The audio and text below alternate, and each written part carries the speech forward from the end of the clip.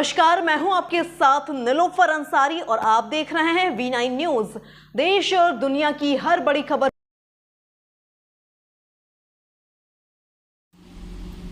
कैमूर में इस वर्ष भी बारिश कम होने से किसानों की धान की रोपनी पूरी तरह से बाधित हो गई है।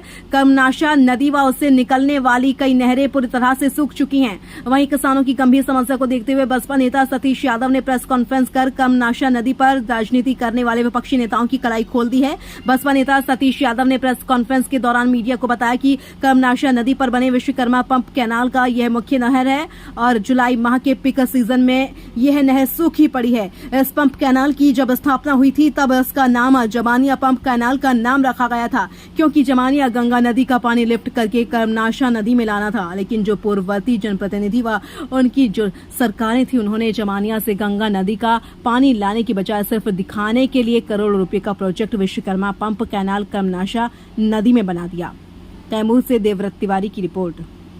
सरकार थी तो उस समय जब आप विधायक थे तो आपने क्या पहल किया कि गंगा नदी का पानी कर्मनाशा नदी में आए? तीनों जगह आपकी सरकार थी। अब क्या आप इंतजार कर रहे थे कि भाजपा की सरकार अमेरिका में बनेगी तब आप पानी लाइएगा? तो मेरे कहने का मतलब है कि सिर्फ और सिर्फ किसानों को भ्रम दिया जा रहा है और जब जब चुनाव आता है तो ये दावा किया जाता है कि हम गंगा का पानी कर्मनाशा नदी में लाएंगे, लेकिन ऐसा कुछ भी होने वाला नहीं है, क्योंकि ये लोग की मनसा ही नहीं रही है। देखिए, ये विश्वकर्मा पंप कैनाल की मुख्य नहर है।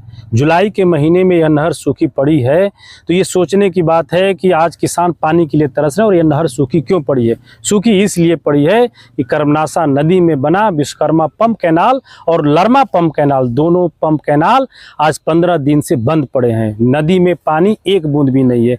और इस पंप कैनाल की जब स्थापना हुई थी तो इसका नाम जमनिया पंप कैनाल रखा गया था। तो हमें पीछे जाना होगा कि इसका जमनिया पंप कैनाल क्यों नाम रखा गया। तो यह नहर बनी थी कि जमनिया गंगा नदी का पानी, बिहार की जो हिस्सेदारी है वह पानी कर्मनाशा नदी में गिरेगा और फिर उस पानी को लिफ्ट करके रामगढ़ और नुआ और दुर्गावती के प्रखंड के किसानों के खेतों की सिंचाई होगी। लेकिन पूर्ववर्ती के जो जनप्रतिनिधि थी, जो सरकारें थे, उन्होंने जमनिया से गंगा नदी का पानी कर्मनाशा नदी में लाने के बजाय सिर्फ दिखावे के लिए हजारों मतलब करोड़ों का जो है प्रोजेक्ट लरमा पंप कैनाल कर्मनाशा नदी में बैठा दिया। लेकिन भविष्य को न देखते हुए कि आखिर में नदी में पानी आएगा कहां से। आज नदी सूखी पड़ी है और इसके कारण यह नहर सूखी पड़ी है।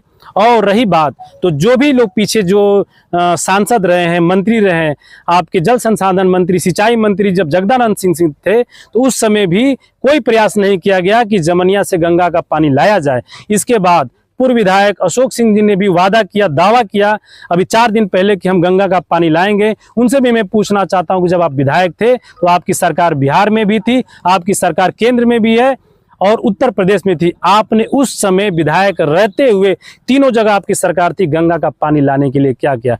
मैं आपके चैनल के माध्यम से मैं किसान भाइयों से कहना चाहता हूं कि मैं किसान भाइयों के साथ ये लड़ाई लड़ूंगा और पानी लाने के लिए कोर्ट का दरवाजा खटखटाना होगा तो मैं किसान भाइयों के साथ कोर्ट का भी दरवाजा खटखटाऊंगा। और दूसरी बात, जो कर्मनाशा मुख्य नहर लतीफ साहब बांध से जो बेन हेड होते हुए हमारे बिहार में जो आती है, दुर्गावती प्रखंड में आती है, जो 300 क्यूसेक पानी बिहार की हिस्सेदारी है।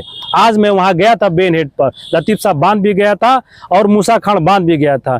बेन हेड से 300 क्यूसेक की जगह हमें बिहार की हिस्सेदारी में से सिर्फ 147 क्यूसेक पानी हमें मिल रहा है। मतलब आधी हिस्सेदारी हमें मिल रही है।